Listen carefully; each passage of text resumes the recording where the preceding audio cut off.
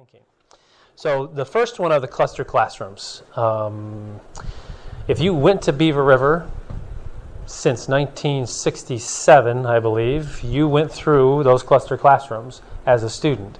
They haven't changed. They look exactly the same besides some carpet upgrades and maybe a few cabinets.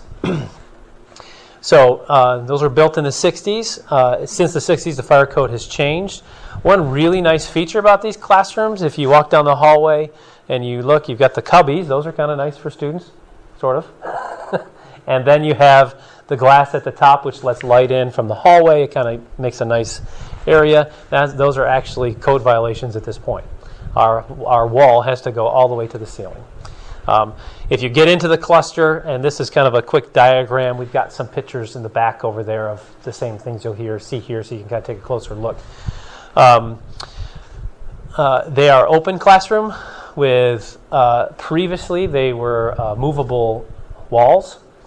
So the walls could go in, they could go out, and the rooms would open, they would close between theirs. There could be a central area for seating, those kind of things. In the last 15, 20 years, those have become not solid walls. They're still the movable walls that don't move.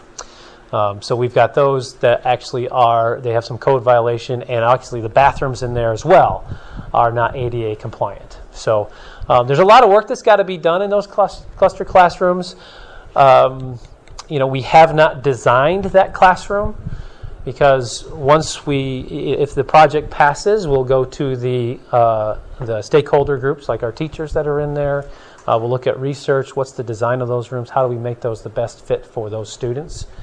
So there's discussions. How much will they change? Those have not been designed yet. But the idea of getting them up to compliance and reconfiguring those rooms is where the calculation for those rooms came from in terms of the cost.